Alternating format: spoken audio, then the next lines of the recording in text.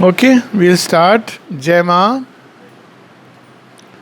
तो पता है मुझे, विषय तो आपने एम ऑफ लाइफ रखा है, पर चूंकि हम लोग आज थोड़ी सी ये भी बात कर लें, इसका संबंध है एम ऑफ लाइफ से। विविधता, अनेकता, विभिन्नता, एकता, ये अलग अलग शब्द हैं, इनके अलग अलग अर्थ हैं। विविधता आवश्यक है। विविधता से क्या आता है? हमारे जीवन में विस्तार आता है। उसी दिशा में जीवन जा रहा है। जा रहा है कि नहीं जा रहा है? पहले लोग मोहल्ले के बाहर नहीं जाते थे, गांव के बाहर नहीं जाते थे, शादी ब्याह सब केवल अपना उसमें होता था। अभी क्या हो रहा है? पूरा देश, पूरा विश्व हमारा है। तो वो है विविधता। विभिन्नता क्या है? विभिन्नता है मैं अलग हूं, तुम अलग हो। भिन्न हूं और अलग हूं। जहां भिन्न हूं और अलग हूं वो डेंजरस है। अंतर समझ रहे हो? भिन्न हूं हर चीज में, मैं अलग हूं, तुम मेरे पास नहीं बैठ सकते। अभी ये भूत अमेरिका में चढ़ा हुआ है ना, होती विभिन्नता, रेसिज्म जिसको आज के समय में कहते हैं। रेसिज्म अच्छी चीज है कि गलत चीज है? देखो, ये गूगली क्वेश्चन है। हाँ, अच्छा है कि गलत है? बोलो। दोनों पक्ष बोलो, कोई जरूरी नहीं है कि आंसर हर चीज का राइट और रॉन्ग होता है। अपनी जो मौलिक, हर किसी के अंदर एक मौलिक सत्य है, वो विविधता को जन्म देता है और वो रखनी चाहिए। रेसिज्म में क्या प्रॉब्लम हो जाती है? जब हम ये सोचे कि मैं ही सुपीरियर हूं, तुम इन्फीरियर हो, वहां पर प्रॉब्लम होती है। मैं जो हूं उसमें मैं अच्छा करूंगा, जितना अच्छा कर सकता हूं। बहुत सुंदर बात है। अगर एक कहानी है, अमेरिका की बात हुई ना, अमेरिका के प्रेसिडेंट की कहानी है, अब्राहम लिंकन, जो उनके शुरू शुरू के प्रेसिडेंट थे। हमारे यहाँ भी ये कहानी है, दोनों कहानियाँ बताऊंगा कि क्या। तो उनसे किसी ने मजाक उड़ाया, क्योंकि वो तो किसके बेटे थे? मोची के बेटे थे। तो किसी ने मजाक उड़ाया, अरे आई होप कि आप अपना काम नहीं भूले हैं। काम क्या था? जूता को सिलना, जूता बनाना। बोले बिल्कुल नहीं, बहुत अच्छे से कर सकता हूं अभी भी, और आप में से किसी के जूते में कोई समस्या हो तो मुझे दीजिएगा और आजमाइएगा। Proud of work. हमारे यहाँ बहुत कहानी है ऐसी, बाय द वे, एक नहीं है। मीराबाई के गुरु कौन थे? अरे, मीराबाई के गुरु कृष्ण के तो भजन गाती थी वो। गुरु कौन थे उनके? संत रायदास का नाम सुना है? कुछ रायदास, कुछ रविदास कहते हैं। वो क्या थे? वो भी जूता काटते थे। जब मीराबाई उनके यहाँ गई तो बोला कि भाई ये क्या काम करते हैं? वो बोले उनको, आप राजकुमारी है, रानी है, लोग मजाक उड़ाएंगे आपका। तो ये बोली कि कोई बात नहीं, मैं तो ज्ञान लेने आई हूं, जहां से ज्ञान मिले वो उत्तम है। श्री कृष्ण जी ने राजसूय यज्ञ में क्या काम लिया था? अरे, हमारे उसकी कहानी बता रहा हूं, जूठे बर्तन साफ करने का। ऐसे उन्होंने नहीं कहा मैं तो भगवान हूं, मैं ये काम नहीं करूंगा। ठीक है? और बहुत कहानियां हैं। और एक अंतिम कहानी, भारतवर्ष को एक महाभारत के समय में किसी महिला का नाम बताओ जिसने भारतवर्ष पे राज्य किया था, महाभारत काल की। मैं ये रीसेंट बात नहीं बता रहा हूं। कोई उस महिला के नाम से वास्तव में बाद में कुरुवंश का एक प्रकार से नाम पड़ गया, उसके नाम से नहीं, परंतु वो इतनी इंपॉर्टेंट थी। सुना नहीं? शांतनु महाराज की वाइफ का क्या नाम था? सत्यवती। सत्यवती कौन थी? रानी थी, क्या थी? मछुआरिन थी। और क्या मत्स्य कन्या नहीं, मत्स्य कन्या एक अलग चीज है। हाँ, करेक्ट, मत्स्य गंधा, जिसको बाद में उन्होंने चेंज कर दिया था। तो ये जो इनके पति थे शांतनु, ये तो विरह में बाद में डेथ को प्राप्त हुए। वैसे बहुत स्ट्रांग थे, ब्रेव किंग थे, लेकिन उनको जो शोकाकुल हुए पुत्र का, क्योंकि भीष्म उनकी संतान थे गंगा के थ्रू, और उनको राज्य का मना किया उसने, तो भीष्म ने प्रतिज्ञा ली कि मैं राज्य नहीं लूँगा। तो जो सत्यवती है उनके बच्चे थे, उनको राज्य मिला। कौन थे बच्चे? नाम सुना है तुम लोगों ने? नहीं सुना होगा। ओके, हाँ, अरे वाह, किसने बोला? अरे आप तो विचित्र वीर्य। 3 थे उनके बच्चे, बट 2 बच्चे थे, दोनों ही, हाँ, चित्रांगद और विचित्रवीर, और दोनों ही किसी काम के नहीं थे। तो ये जो थे राजा शांतनु, शोकाकुल होके मर गए। तो फिर उनके बच्चे हुए, व्यास ऋषि आए, वो एक अलग कहानी है।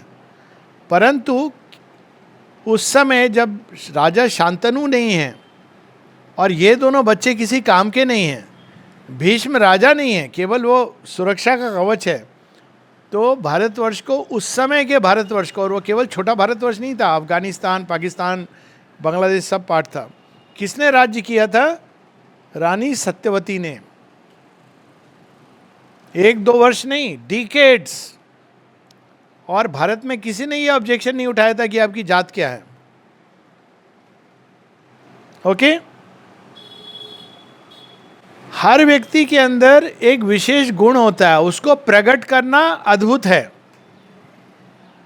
जो ओरिजिनल सेंस था ना जाति का, उसका ये था कि भाई आपके अंदर अगर शिक्षा और ज्ञान का है तो आपको उसको डेवलप करना चाहिए, और आपके अंदर अगर शौर्य है तो शौर्य को डेवलप करना चाहिए। आपके अंदर हाथ का काम, इसमें कार्यकुशलता है, उसको डेवलप करना चाहिए। और आपके अंदर अगर बिजनेस ट्रांजैक्शन, हाँ, तो आपको उसमें डेवलप करना चाहिए। लेकिन वो एक विविधता का रूप है, हर किसी को अपना अपना, जैसे एक बगीचे में सांप भी है, तितली भी है, जंगल में बाघ भी है, हाथी भी है, सब हैं। लेकिन हम लोग क्या कहते हैं, बाय एंड लार्ज वो जंगल का एक इकोसिस्टम है, पशु है, उनके अंदर कुछ कॉमन चीज़ है, उसको हम लोग जोड़ के कहते हैं पशु है। उसी तरह मनुष्य के अंदर कॉमन चीज़ है और मनुष्य के अंदर विविधता है। विविधता कॉमन के आधार पर होती है, यानी यूनिटी पहले होनी चाहिए। यूनिटी क्या है? हम सब मनुष्य हैं, हमारी समस्याएं एक हैं, हम सबको भूख लगती है, हम सबको बच्चे के प्रति सुरक्षा का भाव आता है, ठीक है, हम लोग सब लोग मानवीय प्रेम, मानवीय हमारी अभिप्सा, यही सब रहती है। लेकिन विविधता है उसमें, अलग अलग तरीके से लोग करेंगे। तो ये होती है एकता, विविधता में एकता। भिन्नता क्या होती है? मैं अलग हूँ, मैं तो नहीं मिल सकता तुमसे। तो आज के समय में प्रकृति उसको तोड़ रही है, क्योंकि वो एक नई प्रकार के उसको जन्म देना चाहती है। लेकिन उसमें अभी हम लोग नहीं जाएंगे, ये तो बाय द वे था, क्योंकि बात हो रही थी विविधता की, विभिन्नता की। उसी से भिन्नता, विभिन्नता से भिन्न हूँ, मैं अलग हूँ, दोनों में एक अंतर है। मैं भिन्न हूँ, सेलिब्रेशन का विषय है। मैं अलग हूँ, अब चीज़ें भयानक हो रही हैं। मैं सुपीरियर हूँ और भयानक हो गई। मैं आगे किसी और को, मेरे से जो भिन्न है, उसको जीने नहीं दूंगा। उसको क्या बोलते हैं? Fundamentalism, fanaticism.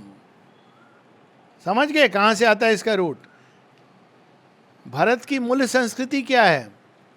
सनातन धर्म में हम लोग विविधता को सेलिब्रेट करते हैं कि डिनाई करते हैं? एग्जैक्टली।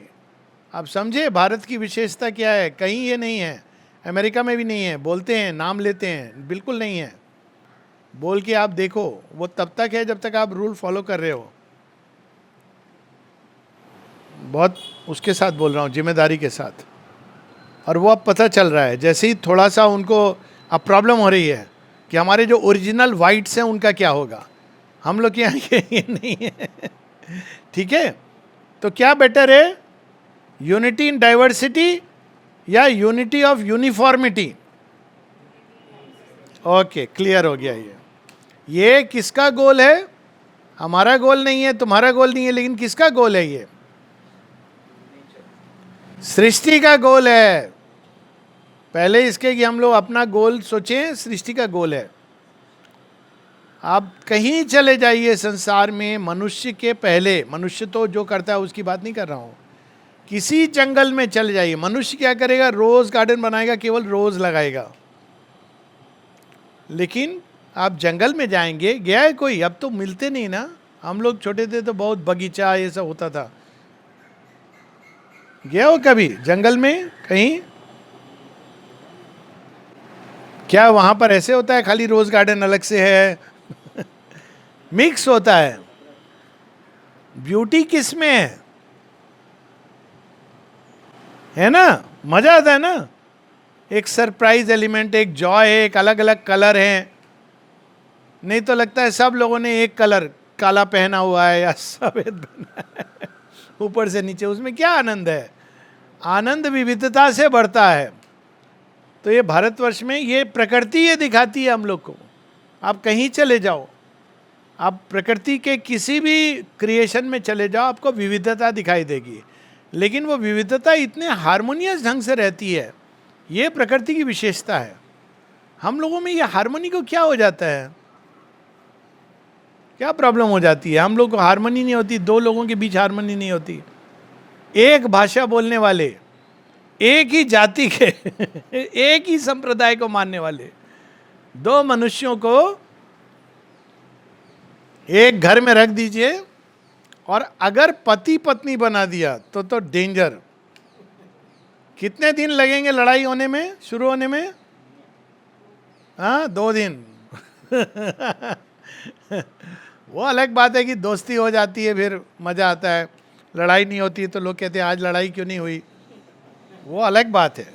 होनी नहीं चाहिए। हार्मनी इतनी मुश्किल है मनुष्यों के बीच में, प्रकृति उसको कैसे सहज रूप से करती है। क्यों मुश्किल है मनुष्यों में? हम सब चाहते हैं कि सब हमारे जैसे सोचें, हमारे जैसे महसूस करें, हमारा जो लक्ष्य है उनका भी यही होना चाहिए। लेकिन ये एक नहीं होता है, ये एक भूमिका है लक्ष्य की ओर। क्यों ऐसा नहीं होता है? क्योंकि प्रकृति अलग अलग स्टेजेस में चीज़ों को प्रकट करती है। एक बीज नीचे दबा हुआ है मट्टी के नीचे, तो उसका क्या लक्ष्य है? एक लक्ष्य बोलोगे कि पेड़ में विकसित होना, है ना, एक लक्ष्य ये रहेगा। दूसरा क्या लक्ष्य होगा जो आप, दूसरा लक्ष्य रहेगा उसका कि हम मिट्टी के बाहर निकलें, है ना। पहला उसका लक्ष्य ही रहेगा। अल्टीमेट लक्ष्य है कि मैं पूरा डेवलप हो जाऊं और मेरा फल फूल आइए, फल फूल सब आनंद से इधर आ जाइए। हाँ, आइए इधर आ जाइए। अच्छा, तो फल फूल खूब डेवलप हों, उसमें से निकलें और सबका कल्याण हो, ये तो उसका अल्टीमेट लक्ष्य है। लेकिन अगर वो बोलेगा ऐसा मेरा लक्ष्य, मैं अभी निकल जाता हूं मिट्टी के अंदर से, तो क्या होगा? मर जाएगा। तो बीज का पहला लक्ष्य क्या होता है?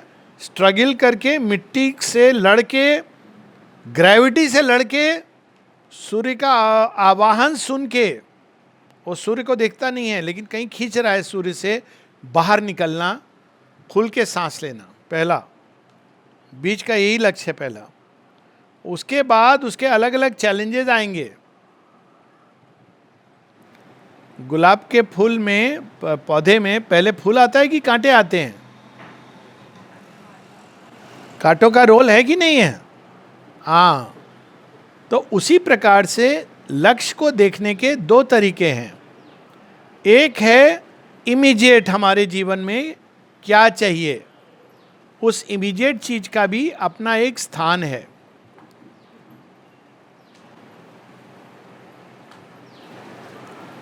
समझ आ रही है ये चीज एकदम क्लियर?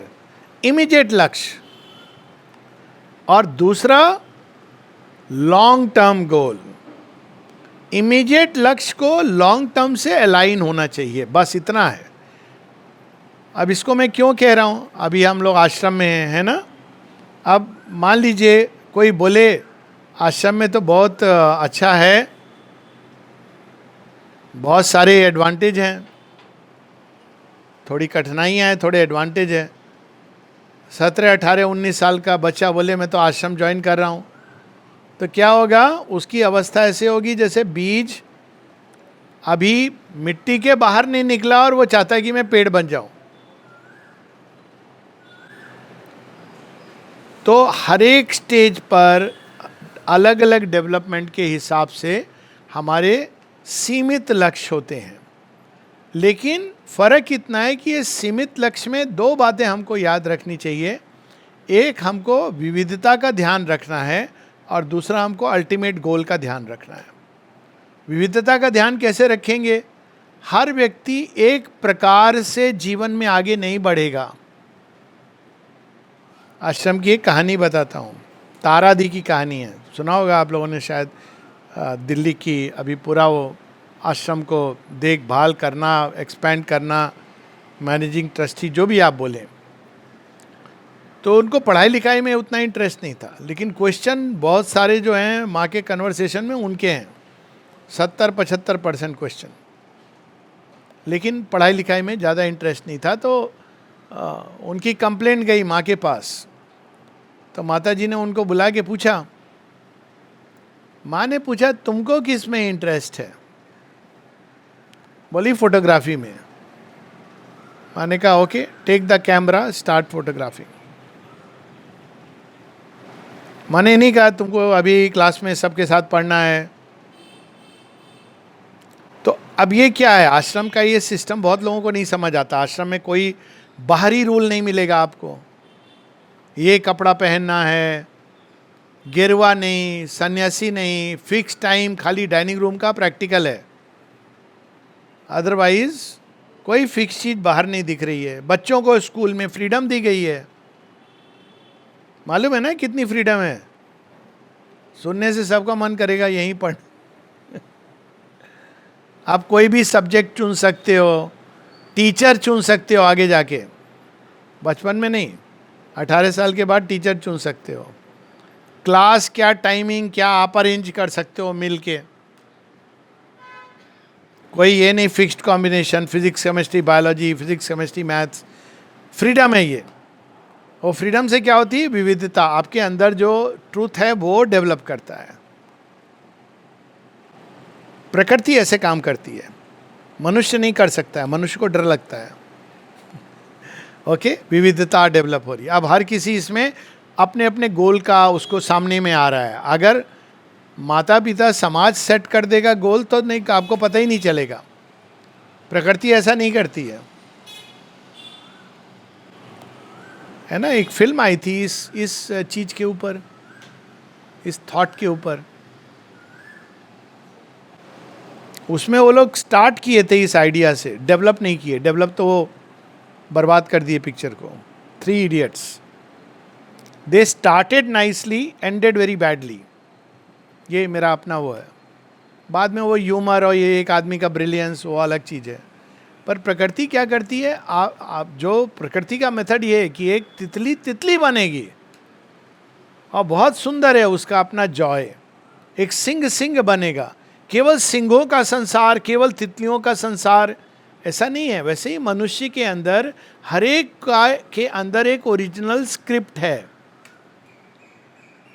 जो उसका अपना माध्यम है एक्सप्रेशन का। क्या बोलते हैं उसको हमारे शास्त्रों में, श्रीमद् भगवद गीता में, जो मेरे अंदर भगवान की ओरिजिनल स्क्रिप्ट है, माता पिता की नहीं, किसी की नहीं, वो बाद में आती है। ये भी नहीं कि मेरी मर्जी, ये भी नहीं है। हम सबके अंदर एक ओरिजिनल स्क्रिप्ट है जो कहीं कहीं टेम्परामेंट के रूप में दिखाई देती है। उसको क्या बोलते हैं?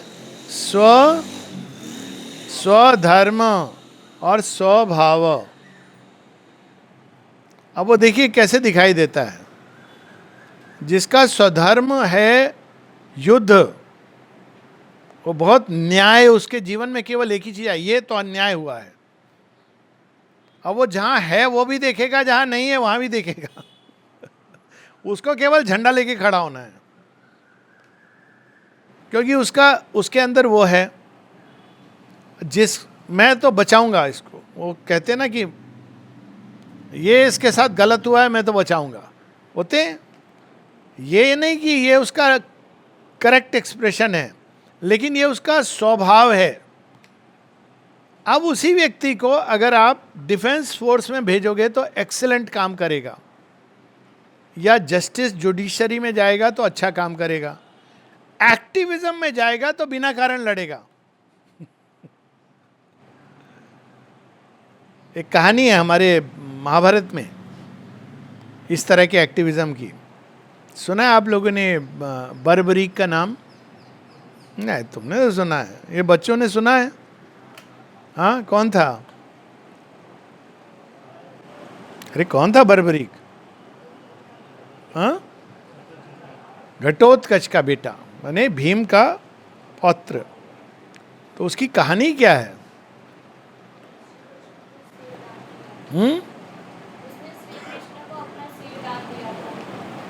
Very good. मांगा था श्री कृष्ण ने? अब वो ठीक है। हाँ हाँ, बेस बदल के मांगा था, which makes it great. Shri Krishna ने क्यों शीश मांग लिया?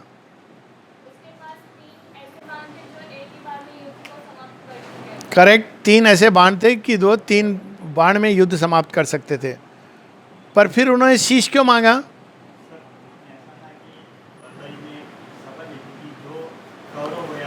हाँ, जो वीक होगा उसकी तरफ मैं लड़ूंगा। उसका सेंस ऑफ जस्टिस में प्रॉब्लम था। ये है ओरिजिनल एक्टिविज्म की प्रॉब्लम। जो कमजोर होगा उधर लड़ूंगा। और वो समझदार था, वो जानता था जहां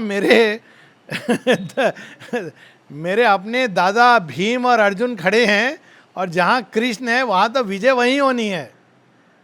तो मन में उसने डिसाइड किया था मैं कौरवों की तरफ से लड़ूंगा। तो ऐसे भी एक्टिविस्ट होते हैं ना, हम करेंगे एक्टिविज्म, जो कमजोर है उधर से खड़े हो जाएंगे, वहां न्याय नहीं है। अब समझ आ रही है एक्टिविज्म की प्रॉब्लम? अन्याय को न्याय बता दिया जाता है, कितना भयंकर है। लेकिन उस व्यक्ति का क्या भविष्य नहीं है? अगर वही व्यक्ति अगर अच्छे से ट्रेंड होकर के अपनी समझ को, बुद्धि को सुंदर परिष्कृत बना के, वही व्यक्ति यदि न्याय में जाए, तो न्याय में तो आप संविधान उसके अनुसार चलोगे ना, तो वही व्यक्ति एक बड़ा सुंदर न्याय करेगा। वो बायस नहीं होगा कि वो इंपॉर्टेंट आदमी है इसलिए उसके फेवर में जाना चाहिए, नहीं करेगा। क्योंकि उसके हृदय में ये भाव है कि जो कमजोर है उसका भी अपना एक स्थान है। ये नहीं कि कमजोर है इसलिए गलत है, और ये भी नहीं कि कमजोर है इसलिए सही है। समझ आया बुद्धि का पेंच कहाँ लगा हुआ है? तो हर किसी के स्वधर्म के एक स्वधर्म स्वभाव होता है, उसको निखारने का काम समाज और शिक्षा को करना चाहिए। निखारोगे तो बहुत सुंदर बनेगा, नहीं निखारोगे तो वही आपके विनाश का कारण बनेगा। अब ये तो हो गया जो न्याय के लिए। न्याय के ऊपर क्या है?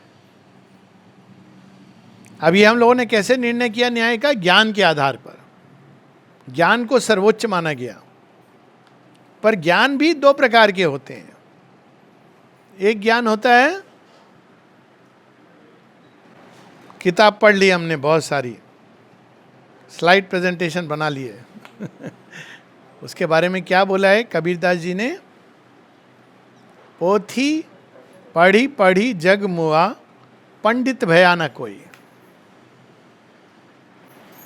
हमने ये पढ़ा है, वो पढ़ा है, चारों वेद पढ़े हैं, इतिहास पढ़े हैं, पुराण पढ़े हैं, एमए किया है, डीलिट किया है, और क्या क्या होता है, पीएचडी किया है। हम बहुत ज्ञानी नहीं हो। पंडित हो। पंडित अपने आप को ज्ञानी समझेगा तो प्रॉब्लम होगा, क्योंकि आपने पढ़ लिया, लेकिन आप उसको, ज्ञान क्या करता है, ज्ञान के पास इवन सीमित अगर डेटा होगा तो उसको उसका करेक्ट एप्लीकेशन आता है, क्योंकि उसके अंदर विजडम है, प्रज्ञा है, प्रज्ञा से आता है ज्ञान। ठीक है। अब मान लो किसी का रुचि है पढ़ने में, खूब जानने में, तो वहाँ आपको, जैसे बात हुई ना न्याय की, करेक्ट, तो वहाँ पे उसको अगर आप करेक्ट दिशा देंगे तो उसके अंदर ज्ञान आ सकता है, उसको इंटरेस्ट है। दिशा नहीं देंगे, किताब पढ़ लेगा, डिग्री लग जाएगी, बाद में वही काम करेगा। ठीक है। तो ये दोनों में अंतर है। बिजनेस में, गुजरात तो बिजनेस प्रधान देश है। अब बिजनेस में बोलो, बिजनेस में क्या कला आनी चाहिए? स्वधर्म की बात कर रहे हैं अभी हम लोग। स्वधर्म इंपॉर्टेंट है। आपका फर्स्ट जो एम है वो आपके हृदय बताता है, उसको रिस्पेक्ट करना चाहिए। बिजनेस का मूल मंत्र क्या है? ये मत बोलना फायदा कितना होगा। बिजनेस कैसे शुरू हुआ था? कौन थे बिजनेसमैन ओरिजिनली? उनको ये बात पता थी कि यहाँ कुछ चीज़ें होती हैं जो वहाँ नहीं होती, वहाँ कुछ होता है जो यहाँ नहीं होता। तो वो क्या करते थे? यहाँ से ले जाते थे, जो यहाँ है वहाँ देते थे, और वहाँ से उसका जो उचित मूल्य है वो लोग देते थे, लेके आते थे। तो कर क्या रहे थे? वो पैसा खाली नहीं कमा रहे थे, वो संसार को एनरिच कर रहे थे। एनरिचमेंट ऑफ द वर्ल्ड, मतलब आप यहां पर हैं, वहां से लेके आया कोई ट्रेड करके, आपको पता चला अच्छा वहां पर ऐसा हीरा होता है, अरे वाह, इस क्वालिटी का वहां गेहूं होता है, अरे वाह, ये पता चला उनको। तो संसार के अंदर वो, इसीलिए उसको रिचनेस, एनरिचमेंट दोनों से जोड़ा गया है। व्यवसाय से आप एनरिच करते हो एक जगह की सामान को दूसरी जगह, और दूसरी जगह का इधर। ये ओरिजिनल इसका सेंस यही था। बिजनेसमैन ट्रैवल करता है, जगह जगह जाता है, वहाँ से कई चीज़ें लाता है, देखता है, अच्छी लगती है लाता है, रियल सेंस में। तो व्यापारी कौन है? जो इस प्रकार से संसार में एक इंटरचेंज कर रहा है, वस्तुओं का, धन का, हर चीज का। और ये इंटरचेंज एक प्रकार से आवश्यक है, इससे हम ग्रो करते हैं, एनरिच होते हैं, लिटरली एनरिच होते हैं, है ना। इसलिए संसार में अभी अलग अलग एनरिचमेंट है, तरीके हैं उसका मूल। लेकिन अगर बिजनेसमैन बोले मैं पैसा कमाऊंगा, एम्पायर बनाऊंगा, बिजनेस एम्पायर, तो वो क्या कर रहा है? पहले दोनों की तरह ही अपने पथ से भटक रहा है। क्योंकि पैसा कमाने के तो बहुत तरीके हैं, आपको ये सब करने की ज़रूरत नहीं है। पैसा कमाने के लिए आप एक स्टोर खोल दीजिए ब्रांडेड आइटम का, देखिए कैसे पैसा कमाते हैं। 100 रुपये की टी शर्ट आपको 5,000 में बेचेंगे, उसमें एक स्टैंप लग जाएगा लीवाई। एक तो बड़ा अजीब है, क्रोकोडाइल का स्टैंप लगा के। मेरा तो नहीं, हाँ मेरा क्रोकोडाइल वाला नहीं है, मेरा झंडा है कहीं और का। मुझे तो जो लोग दे देते हैं मैं ले लेता हूँ। क्रोकोडाइल जैसे ही है, हाँ, टॉमी हिलफिगर। और एक होता है क्रोकोडाइल, पता है उसका ब्रांड में भूल रहा हूँ, है मेरे पास, वो भी है, कोई भी दे देते हैं। अब क्रोकोडाइल ऐसे तो वाहन है वो माँ गंगा का, पर अब ये कोई चीज़ है, आप शर्ट के ऊपर क्रोकोडाइल पहन के घूम रहे हो, पर ब्रांडेड। जिन्होंने काम किया है उन्होंने बहुत कम उनको दिया जाता है पैसा, बहुत। और जहाँ बेचा जा रहा है आपको, और देखिए जहाँ ये आप रेडी पर जाएंगे, आम का जो ठेला लगा है वहाँ पर, आप वो बोलेगा सर 100 रुपया किलो, आप बोलोगे भैया 80 में दे दो, 90 में मान जाएगा, है ना। ब्रांडेड दुकान में जाके बोलिए तुम्हारी टी शर्ट बहुत महंगी है, 4,000 की है, थोड़ा भैया 3,500। वो आपको ऐसे देखेगा जैसे आप कोई पापी। तो ये क्या है? ये वही जैसे न्यायप्रियता और ज्ञान का अपभ्रंश होता है, वैसे ही उसका। अब उसने बिजनेस को समझा नहीं, वो केवल पैसा जमा करने में लगा है, अपना आंटी भरने में। तो क्या होता है जब तुम पैसा ऐसे जमा करते हो, जैसे तुम केवल पांडित्य को अगर ज्ञान समझते हो तो विवेक को खो देते हो। जब तुम न्याय को केवल बल से, मैं ब्लाइंडली सपोर्ट करूंगा, तो अगेन तुम्हारा पतन होता है, जो बर्बरिक का हुआ। वैसे ही जब तुम धन कमाना है, कैसे भी कमाना है अपना घर और परिवार के लिए, तो क्या होता है? धन का पतन कैसे होता है? परिवार में ही हो जाता है, आपको दूर नहीं जाना होता है। मैं एक साइकेट्रिस्ट हूँ by the way, okay, medical doctor हूँ। मैंने बहुत सारी कहानियाँ देखी हैं जहाँ खूब धन ऐसे कमाया गया, और किंगफिशर एयरलाइन का जो हालत हुआ था, है कहानी मालूम है? 4 साल के बेटे को एयरलाइन खरीद के दिया था उसके पिता ने,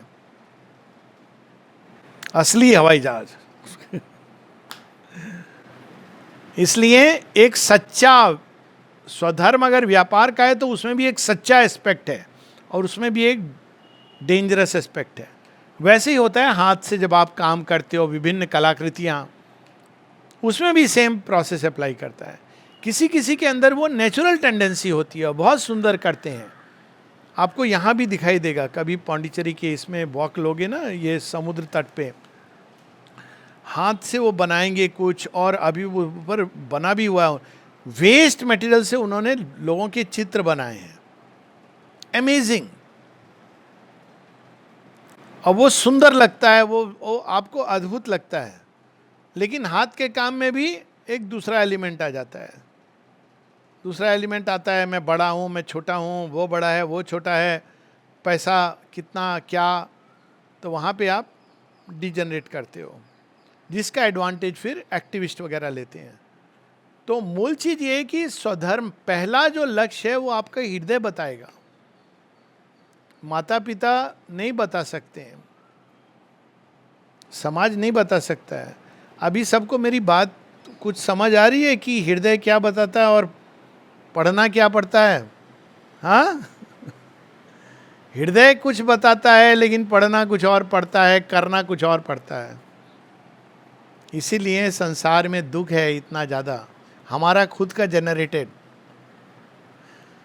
अगर एक डॉक्टर जिसके हृदय में करुणा नहीं है, केवल वो पैसा कमाना चाहता है, या सर्जन जो हाथ का काम बड़ा अच्छा करता है लेकिन उतनी ही सफाई से आपकी पॉकेट काट लेता है, तो क्या होगा बताइए? हॉस्पिटल कैसे बनेंगे? अब समझ आया? आश्रम में माँ पेमेंट सिस्टम नहीं है, मतलब बाहर जो काम कर रहे हैं, बाहर के लोग आते हैं उनको मिनिमम पेमेंट, पर हम सब लोग पेमेंट नहीं लेते हैं। जहाँ आता है पेमेंट वहाँ प्रॉब्लम शुरू हो जाती है। तो फिर लेकिन कैसे काम धाम होगा, चलेगा कैसे घर संसार? तो हर किसी के जीने की व्यवस्था, एक कमरा, खाने पीने की व्यवस्था। अब आप अपने असली जो आपके अंदर चीज़ है उसको बाहर निकालिए। तो आप बोलेंगे तो खुशी कैसे आएगी? काम से खुशी आएगी, क्योंकि आप वो कर रहे हैं जो आपके हृदय में नेचुरल है। देख रहे हैं कैसे डिस्टॉर्शन शुरू होता है? घर से शुरू हो जाता है। घर में अगर कोई बच्चा बोलेगा कि मेरे तो गाने में शौक है, माता पिता क्या बोलेंगे? क्या बोलेंगे? बोलो। पढ़ाई करो, कहाँ से आ गया ये हमारे घर में? गवैया, गायक बनेगा, क्या क्या बोलेंगे? मेरे से भी एक बार हो चुका है, 15 साल का था, तो हमारे घर में कोई ज्योतिषी आए, पंडित थे, थोड़े योगी भी थे। मेरा पढ़ाई लिखाई में शौक नहीं था उतना, मैंने क्लास में बहुत अच्छा करता था लेकिन बिना ज़्यादा पढ़े, वो फर्स्ट सेकंड वो स्कूल है आ जाते थे। शौक किस में था? क्रिकेट में और पोइट्री लिखने में। तो मेरे से पूछा, मम्मी पापा को बहुत चिंता होती थी, पूछा उन्होंने ये इसका थोड़ा बताइए क्या करेगा। तो उसने मुझसे पूछा, पंडित ने, तुम क्या करना चाहते हो बेटा? मैं बोला कविताएं लिखना चाहता हूँ। अभी पेरेंट्स का तो बोलते हैं ना, खून सूख गया। कवि बनेगा? कवि को क्या है? कुछ नहीं मिलेगा, कवि का क्या? अभी तो सबके लिए भगवान ने रास्ता खोल दिया है, पर मैं बात कर रहा हूँ 70s की। कवि बनेगा और घबरा गए।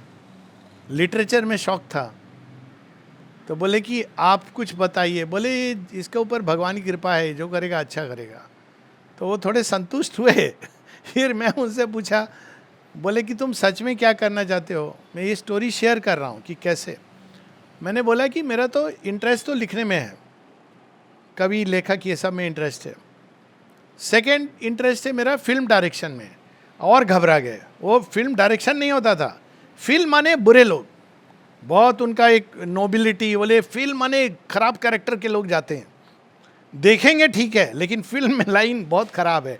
अब वो हमारे घर में ये था, फिल्म माने सबसे गए गुजरे लोग। मैं उनको बोला मैं एक्टिंग नहीं करने वाला हूँ, डायरेक्शन में मुझे मज़ा आता है। नहीं नहीं नहीं नहीं। फिर मैं पूछा क्या आप क्या चाहते हो मैं क्या करूँ? बोले डॉक्टर बन, सबकी सेवा कर। तो ये सेवा वाला पार्ट कहीं क्लिक हुआ। मैं बोला अच्छा चलो मैं डॉक्टरी बन जाता हूँ। अब वो हो गया सिलेक्शन, तो डॉक्टर बन गया, सब जगह हो गया, वो माता जी का खेल है। लेकिन मेरा जो असल जो जॉय होता है इसी में आता है, जब मैं कुछ लिख रहा हूँ या कुछ ऐसे शेयर कर रहा हूँ, ये मेरा हृदय उसमें आता है।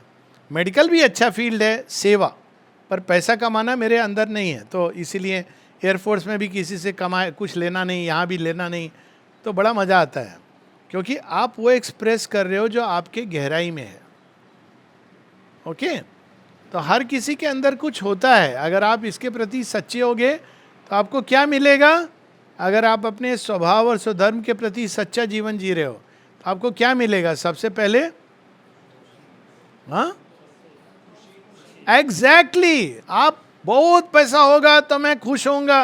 अरे भाई जरूरत नहीं है। आश्रम में जब हम लोग आते हैं हमको सबसे पहले क्या दिया जाता है मालूम है? खुशी।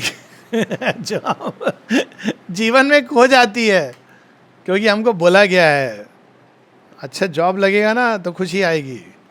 जॉब लग गया आपका, जो भी अच्छा बुरा जितना भी, पैसा आ गया हाथ में, शादी होगा तब खुशी आएगी। अब शादी हुआ तो पता चला जो रही सही खुशी थी चली गई। अब आप क्या करोगे? कहते अच्छा बच्चा होगा तो खुशी आएगी। अच्छा चलो बच्चा, अब बच्चा हुआ और टेंशन हो गई। बच्चा है, बड़ा होगा, पड़ा पूरा जैसे आप भाग्य विधाता होते हो ना, ऐसे अरे डेवलप करेगा। पर हम बच्चे का, अब बच्चा जब बड़ा हो गया तब तो खुश हो जाओ, पढ़ाई लिखाई। बच्चे की जब शादी होगी और उसका बच्चा होगा तब मैं खुश होऊंगा। ये लाइफ है, ये कोई एम है? ज़्यादातर लोगों से अगर हम पूछते हैं, खासकर लेडीज से, अब समय बदल रहा है, आप खुश क्यों नहीं है? मैं बताया ना मैं साइकियाट्रिस्ट हूँ, कभी कभी खुश क्यों नहीं है? क्या बताएं डॉक्टर साहब, हमारा बेटा तो क्या पढ़ाई लिखाई नहीं, पढ़ लिया, जॉब भी अच्छा है, 30 साल का हो गया, शादी नहीं करता है। बेटी हमारी 28 साल की हो गई। बोला तो आप क्यों परेशान हैं, कर लेगी शादी। शादी कोई ज़रूरी है? अरे रे नहीं, बहुत ज़रूरी है। क्यों ज़रूरी है शादी? अभी ये क्वेश्चन मैं करूँगा नहीं आप लोगों से। शादी ज़रूरी है कि नहीं ज़रूरी है, इसको सोचना। Out of format thinking. अब देखो सब एकदम घबरा गए, क्वेश्चन से घबरा गए, उत्तर से क्या होगा? हाँ, शादी का आधार क्या है? बात अब उठ गई है तो कंप्लीट कर लें। क्या है? हाँ, बहुत सुंदर शब्द यूज किया। शादी का आधार क्या है? प्रेम, परस्परता, एक दूसरे की प्रगति में कॉम्प्लीमेंट बनना। मानते हैं सब लोग, एग्री करते हैं इससे? कोई डिसएग्रीमेंट है तो हाथ उठा दो। विवाह का आधार क्या होना चाहिए? प्रेम होना चाहिए ना। क्या प्रेम आपके चेहरे पर डिपेंड करता है कि गोरा है, काला है, कैसा है? ये पक्का ना, सही बोल रहा हूं मैं? क्या प्रेम इस पर डिपेंड करता है कि वो कितना पैसा लेके लड़की दहेज में आ रही है? क्या प्रेम इस पर डिपेंड करता है कि लड़का कितने बड़े पोस्ट पर है? हो गया ना, पूरा फ्लैट हो गया सिस्टम। कहाँ प्रेम, कहाँ शादी? शादी को व्यापार बन गया। तो व्यापार का तो अपना गोल है व्यापार का अलग गोल है, उसमें तो कैलकुलेशन है, ये लड़की से मुझे क्या फायदा हुआ, ये लड़के से लड़की को क्या मिला। उसके बाद क्या होता है, 2 साल बाद कोर्ट रूम आता है। क्यों आता है? तेरे से मुझे क्या मिला। फिर वो लड़की या लड़का हिसाब करते हैं, देख ये मिला अगर हिसाब किताब पर बात चली गई तो संसार में कोई भी नहीं बचेगा। माँ एक जगह कहती हैं, कभी भी न्याय को इन्वोक मत करना, जस्टिस को। अगर जस्टिस संसार में प्रकट हुई तो कोई तुम में से नहीं है जो हाथ खड़ा करके बोले मैं हमेशा न्याय किया है मैंने। वो क्या कहती, कृपा को इन्वोक करो। प्रेम और न्याय क्या एक साथ चलते हैं? कभी माँ अगर बोले मेरा हिसाब कर जरा, करती कभी माँ? सबसे निस्वार्थ प्रेम माँ का होता है इस धरती पर। भगवान तो फिर अलग डायमेंशन में। कभी माँ बोलती हिसाब कर बेटा, जरा देख मैंने क्या खर्चा किया, तू क्या दे रहा है मुझे। अगर करे तो वापस दे पाओगे, है ना? अब समझ आया मैं क्या कह रहा हूँ? प्रेम और हिसाब किताब, व्यापार एक साथ नहीं चलते हैं। व्यापार अपनी जगह है, उसका अपना धर्म है, उसका अपना स्वभाव है, उसका अपना चरित्र है। तो विवाह अगर व्यापार बनता है तो क्या होता है? कोलैप्स होगा। उसका आधार है ट्रस्ट, व्यापार का आधार है, you have to be careful. व्यापार में आप ब्लाइंड ट्रस्ट नहीं करते हो, आप कैलकुलेटेड रिस्क लेते हो। क्लियर हो गया? तो अब देखिए कितना हम लोग दूर चले गए ओरिजिनल सत्य से। अभी इसमें बहुत कुछ चर्चा हो सकती है। तो मूल चीज ये है कि पहला जो लक्ष्य है आपके हृदय के अंदर है, उसको महसूस करिए। ये हमारे संसार में सबसे ज़्यादा डेफिशिएंसी हो गई है एक विटामिन की, उसका नाम है विटामिन एल। सुना है कभी? Vitamin love. लव को हम क्या समझते हैं? लाइक, डिसलाइक, अच्छा लगा देखने में, ये लव नहीं है। 4 दिन रहने वाला प्यार है लव कैसे पता चलेगा कि प्रेम है अंदर में? क्या निशानी क्या होती है प्रेम की?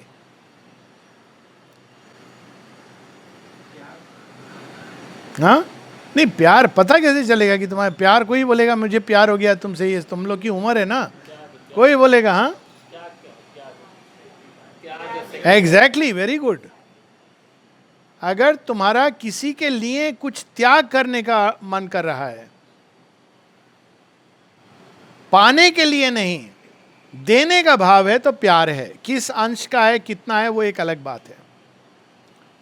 और वो नहीं है तो वो व्यापार है। समझ आया प्यार व्यापार में अंतर? तो विवाह का आधार प्यार होना चाहिए कि व्यापार होना चाहिए? क्लियर? ये बाहर का रिचुअल नहीं है, ये एक आंतरिक चीज है। व्यापार का अपना जगह है, अपना स्थान है, प्यार का अपना स्थान है। व्यापार से आपको संसार को रिच बनाते हो, प्यार से क्या मिलता है? जॉय मिलता है। तो इसका डेफिशिएंसी हो गया अभी संसार में। आप लोग इतने अच्छे बच्चे, तो बहुत एकदम सबको समझ आ गया इंस्टेंटली। यही लेक्चर में अभी अगर अमेरिका में दे रहा होता तो उनको तो ये सब समझ ही नहीं आता। ये है भारत की भारतीयता, हम लोग अंडर एस्टिमेट करते हैं। और मैं मीन कर रहा हूँ इसको। यही टॉक, यही एग्जैक्टली अगर मैं दिल्ली के पब्लिक स्कूल में, अमेरिका को छोड़ दो, दिल्ली या मुंबई के स्कूल में दे रहा होता तो उनको ये बात, छोटी सी बात जो आपको इतने आराम से समझ आ गई, समझने में समय लगता। वेस्टर्न वर्ल्ड में बहुत कठिनाई होती है। ये मैं एक कल्पना के रूप में नहीं बता रहा हूँ, मैं जा चुका हूँ अमेरिका 25 बार, सिल्वर जुबली। ये आप लोगों की, हम सबकी निधि है कि हम ऐसे सोचते हैं, ऐसे महसूस करते हैं। भारतीय के अंदर ये है। इसलिए श्री अरविंद ने कहा है, it is the Indian who can dare all, who can imagine all, conceive all. हम लोग हैं जो प्यार की एक अद्भुत कहानी लिख सकते हैं। हम लोग हैं जो ज्ञान में पांडित्य को पीछे छोड़ सकते हैं। ये भारत की एक विशेषता है। तो अब गोल का एक सेकंड डायमेंशन आया, एक आपके हृदय में, दूसरा आपके राष्ट्रीय सभ्यता से जुड़ी हुई कोई चीज होती है। जब पहली बार मैं अमेरिका जा रहा था, 2000 की बात है, तो ऐसे पूछते हो ना किसी, तो मेरा एक मित्र है वो वहाँ पर, तो मैंने पूछा कि उस समय की बात बता रहा हूँ, अब के अमेरिका की नहीं। तो उसने बताया कि बहुत अच्छा है, यहाँ बहुत आदर होता है, जो इंडियंस आते हैं लोग कहते हैं बुद्ध और कृष्ण की भूमि से आ रहे हैं, आदर होता है। हम लोग ये नहीं कर सकते हैं, ये वहाँ से आ रहे हैं जहाँ बुद्ध जैसे त्यागी और श्री कृष्ण जैसे सब कुछ ऑलराउंडर भगवान ऐसे हैं, तो अद्भुत भूमि है, तो लोग आदर करते हैं, क्योंकि वो नहीं मिलता है वहाँ पे। हम लोग क्या करते हैं, अपनी राष्ट्र का जो एक गौरव है, वो भी एक लक्ष्य का पार्ट है। कई बार मैं बोलता हूँ जब इंडियंस बाहर जाते हैं कि आप ये भूलना नहीं कि आप एक भारतीय हो, यह आपको स्ट्रेंथ देगा। रशिया की बात है, हम लोग यहाँ से 4 लोग गए थे, 2 आश्रम के लोग थे और मैं और मेरी वाइफ थे। तो मेरा तो चलो एयरफोर्स में था, तो पेंशन है, पैसा वैसा है, मतलब ठीक है। लेकिन ये दोनों आश्रमाइट, इनका कोई जॉब नहीं ऐसा नहीं तो मेरे बेसिस पर जा रहे थे, मैंने सबका वो साइन किया था, वीज़ा मिल गया था। लेकिन रशिया पहुंच के उन्होंने रोक लिया सेंट पीटर्सबर्ग में, इंटरोगेशन के लिए ले गए। अब मैं परेशान, मैं और मेरी वाइफ की क्या हुआ क्या, उनसे पूछने, बोले नहीं डोंट वरी। फिर थोड़े देर उनका, क्योंकि पैसा नहीं था उनके पास, कोई बैंक बैलेंस कुछ नहीं, मिनिमम वो भी मैंने डाल दिया था कि चलो बैंक बैलेंस। तो फिर मेरे पास आए, बोले कि आप इनको, मेरा पहले देखा उन्होंने, अकाउंट देखा सब, बोले लेकिन आप इनको क्यों ला रहे हैं। अब मुझे मौका मिल गया लेक्चर देने का। मैंने कहा क्यों, हम लोग सब भाई बंधु हैं। तो उसने कहा कि मतलब इंग्लिश में बोला मैंने। तो मैंने बोला you speak of fraternity, we believe in fraternity. एकदम वो बोलते हैं ना, वो कम्युनिज्म, सोशलिज्म, फ्रेटर्निटी, अगर आप बात करते हो, हम इसमें विश्वास करते हैं। हमारे घर में मोहल्ले का जो लोग है, आश्रम में भी यही है, एक परिवार है। ये हमारे इंडियन के अंदर ये एक्चुअली भाव इनबिल्ट है, आपको ये डालना नहीं होता है ये हमको कम्युनिज्म नहीं आके सिखाता है, हम ये इनबिल्ट है। मैं जानता हूँ कितने लोगों को, आपके गुजरात में जानता हूँ, जो घर में जो काम कर रहा है ना, ज़रूरत पड़ता है उसका जी भर के सेवा करते हैं, क्योंकि ये हमारी सभ्यता के साथ जुड़ा हुआ है। आपको स्लोगन नहीं देना होता है भाई भाई तो मैंने बोला you talk about fraternity, we believe in fraternity, we live by fraternity. अब वो एकदम शॉक्ड हो गया, क्योंकि उसने ये उत्तर नहीं एक्सपेक्ट किया था। क्योंकि बाय द टाइम मैंने ऑफर करी, मैंने कहा जो करना है करो, वापस भेजोगे तो I will also go back, ये हमने डिसाइड कर लिया था। एक बार ऐसे हो चुका था स्विट्ज़रलैंड के वीज़ा के साथ, सेम चीज़। तो हमको वीज़ा मिल गया, ये 2 लोग को नहीं मिला। मैंने कहा आई एम रिफ्यूजिंग। उन्होंने कहा क्यों सर, मैंने कहा नहीं, ऐसे हम नहीं करते हैं, हम कोई घूमने एंजॉय करने नहीं जा रहे हैं। तो वो इतना मतलब शॉक्ड हुआ। उसके बाद 2 मिनट सन्नाटा किया, दोनों बाहर आए तो मैंने पूछा क्या हुआ, बोले वही सब पैसा कौड़ी पूछ रहे थे। अब देखिए कि इंडियन का जो मन देखिए, ये भी है, उसका आफ्टर मैथ है। तो मैंने बोला तुम लोग को क्या लग रहा था, बोला कुछ नहीं, जैसा माँ चाहेंगी। बोला परफेक्ट, जैसा माँ चाहेंगी, वापस भेजेंगी, वापस चले जाएंगे। मैं बोला अकेले चले जाओगे, अगर मैं तो मन में मान लिया था कि मैं जाऊंगा, पर अगर बाई चांस, बोले हाँ माँ है साथ में। अब देखिए ये भारतीय का ये बहुत बड़ा स्ट्रेंथ है, हमारे कॉन्फिडेंस का स्रोत है। हमारे घर में ये बचपन से हम सीखते हैं कि हम सीमित नहीं हैं, हम असीम हैं। समय सीमित होता है लेकिन देखना पड़ता है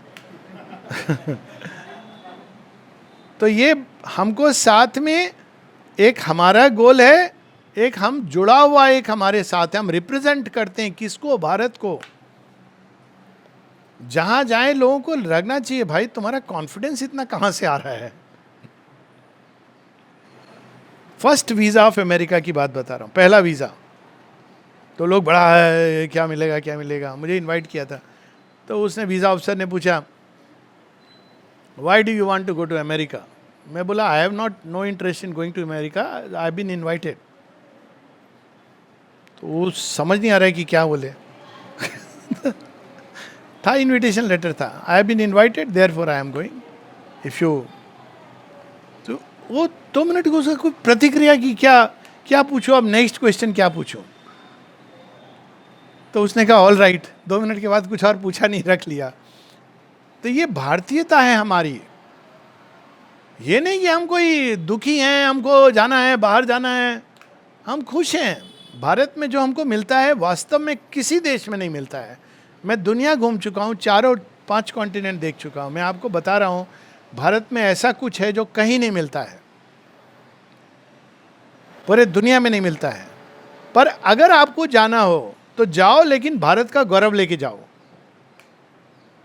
और लाओ, भारत के लिए लाओ, क्योंकि एक ऐसा राष्ट्र है जो संसार के हित के बारे में सोचता है। तो ये भी हमारा नेक्स्ट लेवल ऑफ गोल है। केवल ये नहीं कि मैं स्वधर्म अपना कर रहा हूं, एक हमारा राष्ट्र धर्म होता है। बाकियों को भी करना चाहिए अपने राष्ट्र के बारे में, उनकी प्रॉब्लम है। अगर वो सच्चे हों, उनको अपने रूट्स में जाना है। भारत के यहाँ रूट्स हैं अभी भी, जो प्रारंभ हुआ था एकता में विविधता, ये भारत का रूट है, सनातन धर्म का रूट है।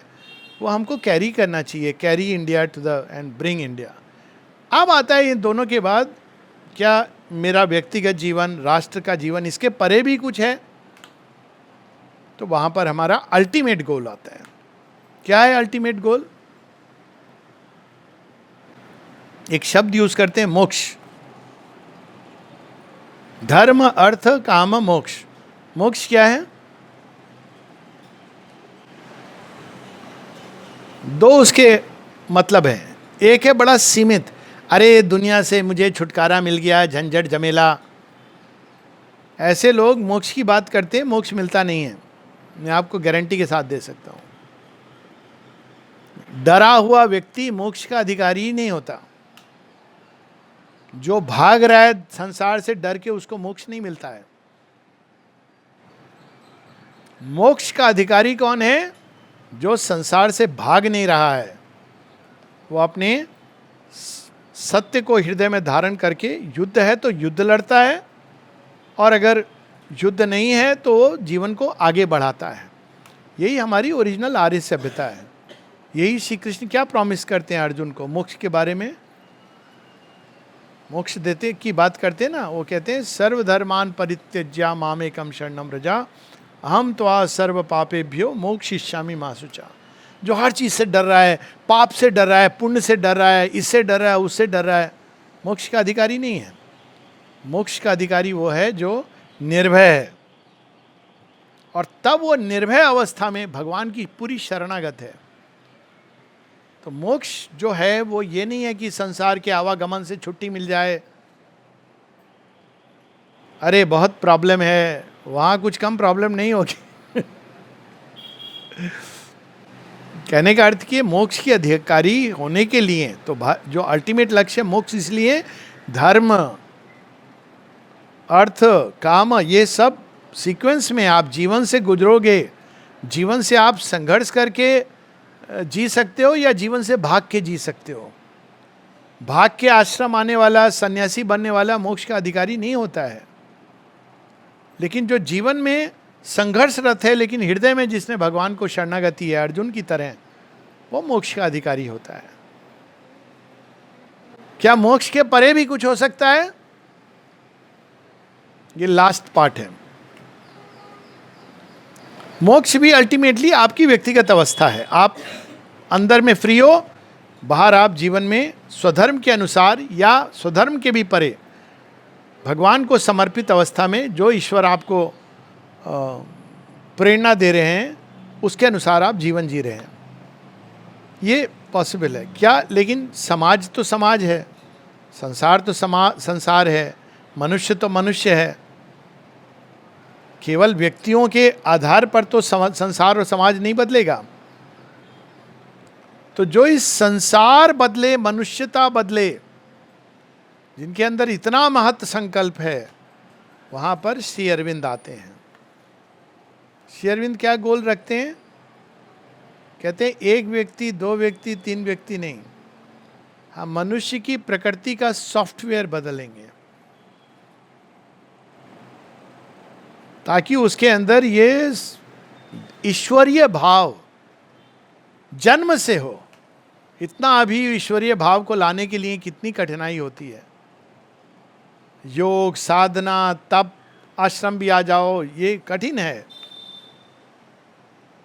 वो ठीक है कुछ क्षण के लिए महसूस करना, लेकिन क्या मनुष्य की प्रकृति ऐसी बदल सकती है कि वो शुरू से ही, प्रारंभ से ही दैवी या दिव्य प्रकृति के साथ प्रकट हो या संसार में कर्म करे? और ऐसी एक दो व्यक्ति नहीं, एक पूरी प्रजाति, न्यू स्पेसीज, क्या संभव है? अब मैं बताता हूं संभव क्यों है। ये तो आपके हृदय ने कह दिया। लोग कहेंगे अरे नहीं, अब थोड़ा ज़्यादा नहीं बोल रहे हैं पांडे जी, डॉक्टर साहब ज़्यादा इमेजिनेशन में। देखो संभव इसलिए है क्योंकि यही तरीका प्रकृति ने अपनाया है अब तक। बंदर की छटपटाहट को उसने मनुष्य का रूप दे दिया तो सब बदल गया। प्रकृति क्या करती, यही कर रही है ना। सांप को उड़ाना है तो प्रकृति क्या करती है, सांप के अंदर उड़ने की चेष्टा। कैसे आती है सांप के अंदर उड़ने की चेष्टा? सांपों में सर्पराज कौन होता है? नाग।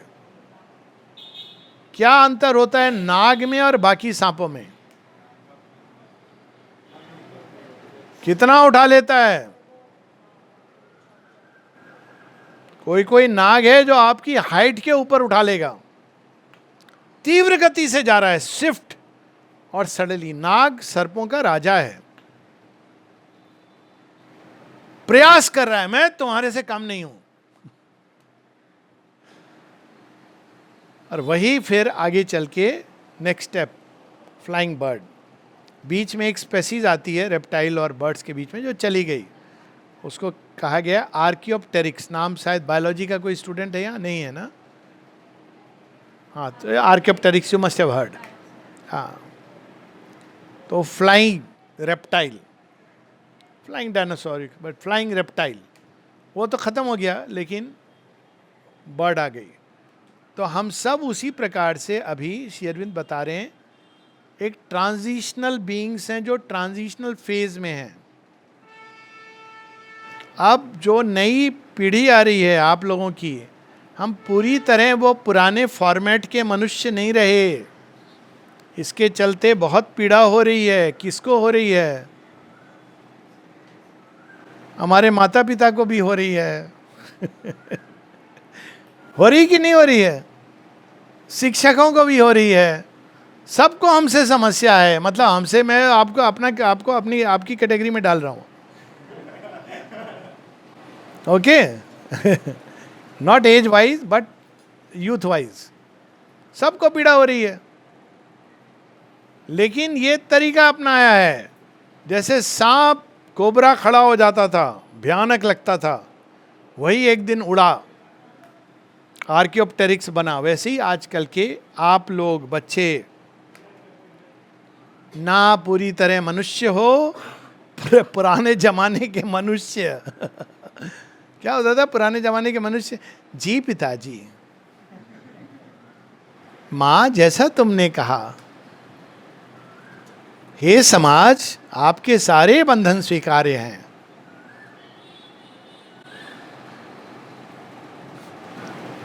मैं तो वो करूंगा जो मुझे अंदर से ठीक लग रहा है। अब हो गया ना, चेंज हो गया। वो किधर पॉइंट कर रहा है? स्वधर्म की ओर पॉइंट कर रहा है। क्या चाहिए? दिशा चाहिए। बाहर का कंट्रोल नहीं चाहिए, दिशा चाहिए।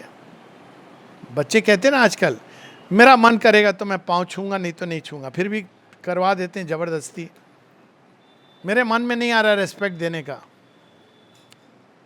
अब है, अब ये अभी आप सब लोग बीच के हो।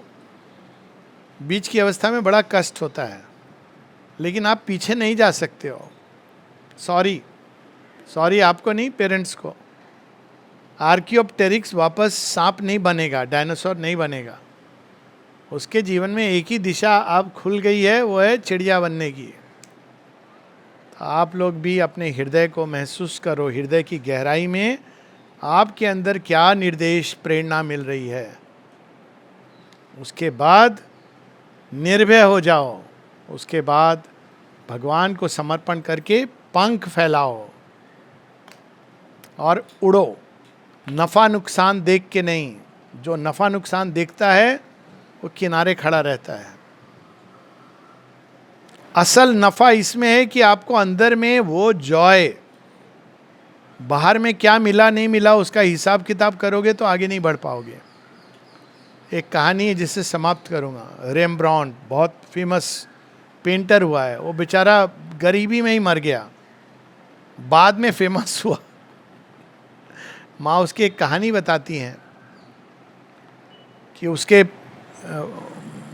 वो पेंटिंग करता था, लेकिन इतनी भविष्य की पेंटिंग कोई लेने को तैयार नहीं है।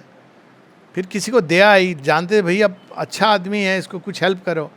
तो एक बिजनेसमैन वहाँ पहुँचा, बिजनेसमैन नहीं, अमीर आदमी, बोला कि देखो मैं हेल्प करना चाहता हूँ लेकिन तुम दिखाओ अपनी पेंटिंग। तो वो दिखाने लगा, इसको मज़ा ही नहीं आ रहा है। एक जगह उसने एक पेंटिंग देखा, अरे ये तो बड़ी अद्भुत है, ये दे दो, मैं तुमको मिलियन जो भी है रुपए जो भी दे दूंगा। तो माथा पकड़े कहता है ये तो पेंटिंग है ही नहीं, ये तो मैं ब्रश से पेंटिंग करता हूँ, वहाँ पर वो ब्रश का जो खाली चीज़ है। अब वो क्या बोले, सच बोले या क्या बोले?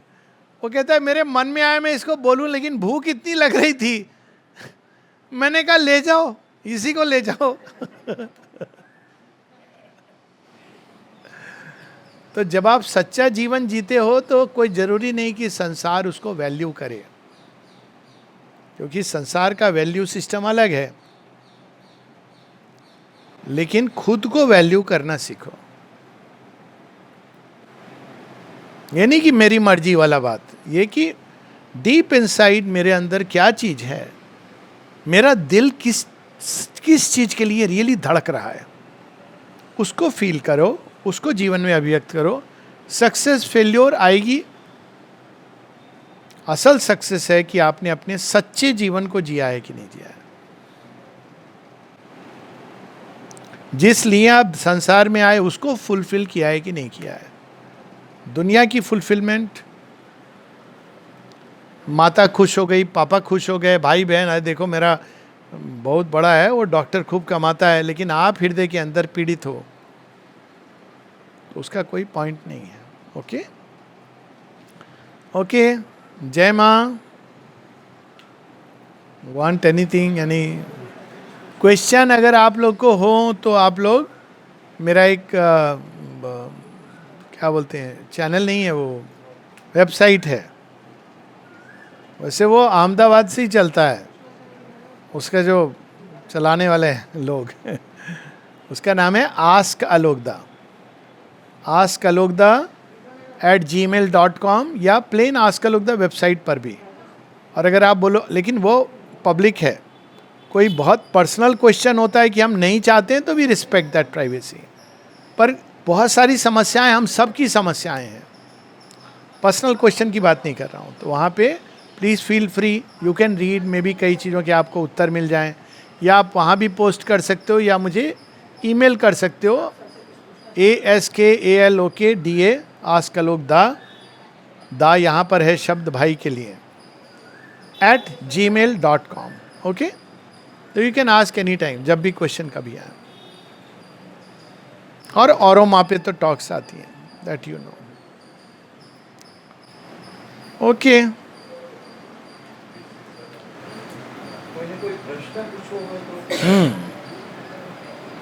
अगर अभी कोई एक दो प्रश्न है तो I can take that, I have 5-10 minutes.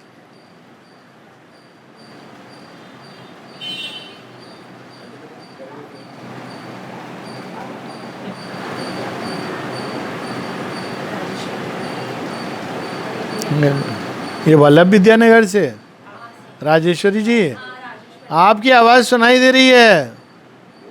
Good morning. जय माँ जय माँ जय माँ जय माँ। अरे वाह, ये तो पूरा जय माँ जय माँ। जय माँ। बस बस बस माँ की ग्रेस है।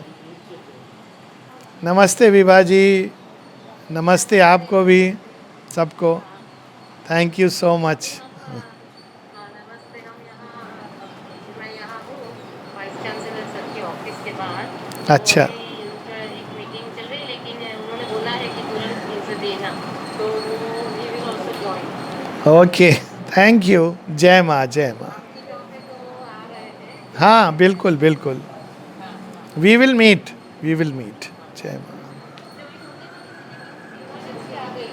आज उनकी ओपीडी है ना, तो हम्म। कुछ इमरजेंसी आ गई, तो उन्होंने मुझे कॉल किया कि वो नहीं आ हाँ, पाएंगे। मैंने यही बात बोली थी शुरू शुरू में ही। यही बात मैंने बोली थी कि भाई डॉक्टर के टाइमिंग का भरोसा नहीं होता है। मैं खुद as a doctor I understand, I said don't take it like a पत्थर की लकीर। ये एग्जैक्टली यही बात मैंने सबको शुरू होने के पहले बोली थी।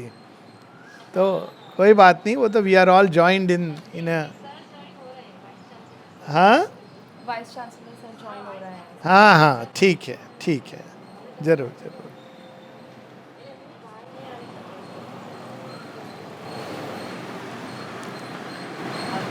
ओके चिल्ड्रन, ये हाथ ऐसे उठा रही है कि उठाऊं कि नहीं उठाऊं? सूझे, इतना ही आता है मुझे, और भी आते हैं दो चार शब्द। सारू छे।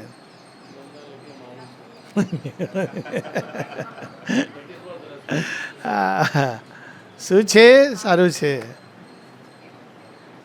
आते हैं बहुत सारे शब्द। मतलब आई कैन अंडरस्टैंड, थोड़ा पढ़ पढ़ भी सकता हूँ, लेकिन आई कांट कन्वर्स।